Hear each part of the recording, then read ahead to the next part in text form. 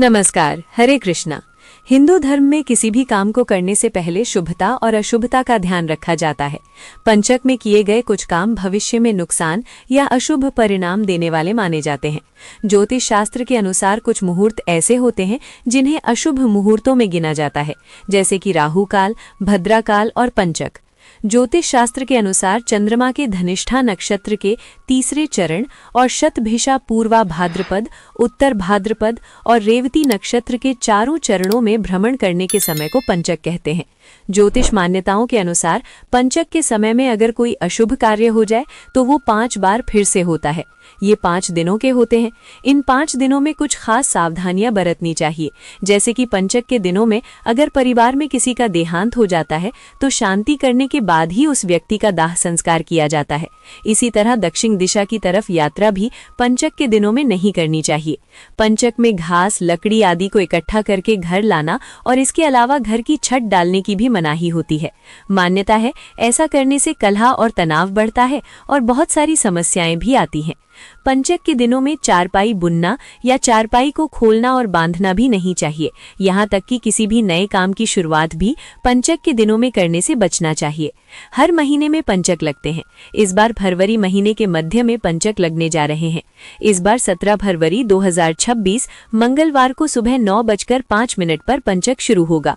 पंचक का समापन 21 फरवरी 2026 शनिवार को शाम 7:07 पर होगा। दिनों के आधार पर शुरू होने वाले पंचकों के नाम भी निर्धारित होते हैं, जैसे कि रविवार के दिन से शुरू होने वाला पंचक रोग पंचक कहलाता है। सोमवार से शुरू होने वाला पंचक राज पंचक कहलाता है। मंगलवार के दिन से शुरू होने वाला अग्नि पंचक होता है। शुक्रवार से शुरू होने वाले पंचक चोर पंचक कहलाते हैं। शनिवार से शुरू होने वाले पंचक को मृत्यु पंचक कहा जाता है और बुधवार से शुरू होने वाला पंचक भी राज पंचक कहलाता है और ये अशुभ नहीं माना जाता है।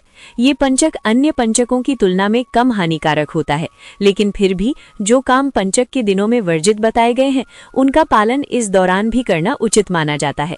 शास्त्रों में कुछ ऐसी बातें बताई गई हैं जिन्हें पंचक के दौरान विशेष रूप से ध्यान में रखा जाता है। नंबर 1, इनमें प्रत्येक पंचक के लिए विशेष रूप से अलग अलग बातें बताई गई हैं, जैसे कि जिस समय धनिष्ठा नक्षत्र का पंचक हो उस समय किसी प्रकार की लकड़ी, ईंधन, घास आदि एकत्रित नहीं करना चाहिए, क्योंकि ऐसा करने से आग लगने का भय होता है। नंबर 2, यदि पंचक के दौरान किसी व्यक्ति की मृत्यु हो जाती है तो पंचक के समय में उसके शव का अंतिम संस्कार करने से पूर्व किसी विशेष और योग्य पंडित से पूरी जानकारी लेनी चाहिए और पंचक के समय में शव का अंतिम संस्कार करने से बचना चाहिए। यदि आवश्यक हो तो गरुड़ पुराण के अनुसार उसके साथ आटे और कुश के 5 पुतलों का भी दाह संस्कार पूरे विधि विधान के अनुसार किया जाना चाहिए, अन्यथा मृतक के कुटुंब और निकट के लोगों पर मृत्यु का संकट मंडराता रहता है। नंबर 3, पंचक के दौरान दक्षिण दिशा की यात्रा नहीं करनी चाहिए, क्योंकि दक्षिण दिशा को मृत्यु के देवता यम की दिशा माना जाता है। ऐसे में पंचक के दौरान दक्षिण दिशा की यात्रा हानिकारक और कष्टदायक हो सकती है। नंबर 4, पंचक के दौरान रेवती नक्षत्र चल रहा हो तो घर की छत नहीं बनानी चाहिए, अर्थात लेंटर नहीं डालना चाहिए। ऐसा माना जाता है कि ऐसा करने से धन की हानि होती है और परिवार में कलेश की स्थिति उत्पन्न हो जाती है। नंबर 5, पंचक के दौरान किसी भी प्रकार का पलंग बनवाना भी बड़े से बड़े संकट को निमंत्रण दे सकता है। विशेष रूप से धनिष्ठा नक्षत्र के पंचक में अग्नि का भय होता है और शतभिषा नक्षत्र में कलह होने की संभावना होती है। नंबर 6, पूर्वा भाद्रपद के पंचक में रोग होने की संभावना काफी होती है तथा उत्तरा भाद्रपद के पंचक में धन हानि और कष्ट मिलने की संभावना होती है।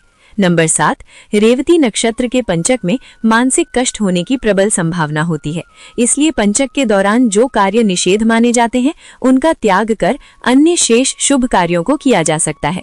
तो दोस्तों, उम्मीद है जानकारी आपको अच्छी लगी होगी। अगर अच्छी लगी हो तो वीडियो को लाइक करें, शेयर करें और चैनल को जरूर सब्सक्राइब करें। राधे राधे, हरे कृष्णा।